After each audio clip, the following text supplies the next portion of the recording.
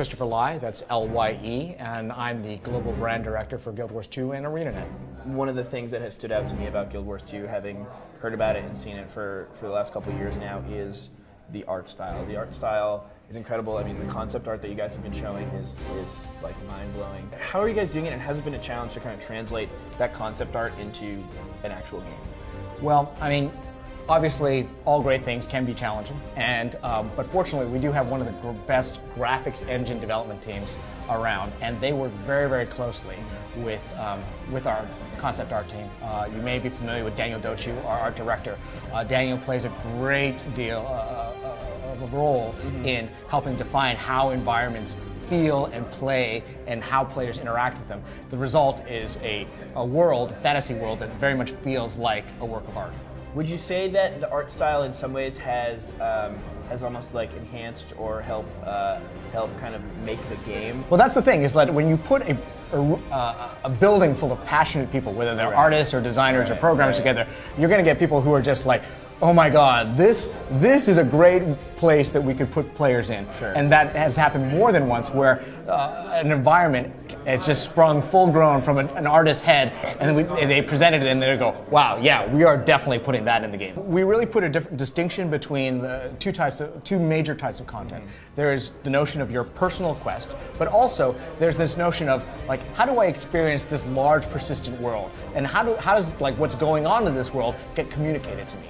So instead of like reading a block of text like as you would in a quest, as you venture through the world of Guild Wars, you'll see smoking buildings. You'll hear the roar or the flap of wings overhead and go, whoa, what's going on up there?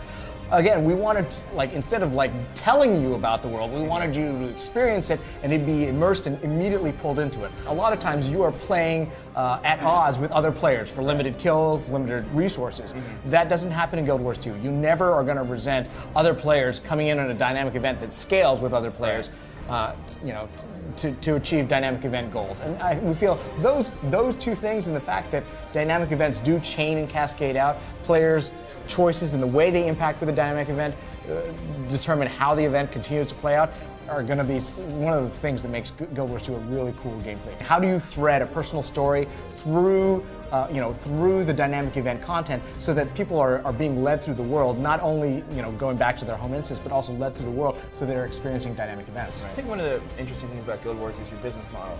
You guys you don't have a subscription. So just as in Guild Wars 2, it's buy the box, play online for as long as you like. Right. As in Guild Wars, we do have microtransactions that we've done pretty successfully, and we will have them for Guild Wars 2. So is that microtransaction stuff, is that going to be like kind of strictly aesthetic stuff, or is there going to be like, hey, I can buy my way to like level 10 or something like that? One of the things about Guild Wars is that it's allowed us to gain a lot of experience in talking to players and experimenting with our own microtransactions. We know what is and isn't kosher with a gamer. I think it's insulting to gamers when they see a gameplay design that is clearly meant to gouge them. Sure. We have no intention of doing anything like that. Cool. In the world of Guild Wars 2, it's, like I said, 250 years after Guild Wars, and during that interim, the Elder Dragons have awoken. The Elder Dragons are not these just like simple mobs that you kill on a whim. These are huge. Dragons, right? These are huge elemental forces of nature that have the ability to upend continents and cause like things like Atlantis to rise. These are the reasons why the players are in the game world, why the five races are uniting, and that forms the basis of the larger story arc of Guild Wars 2. Cool.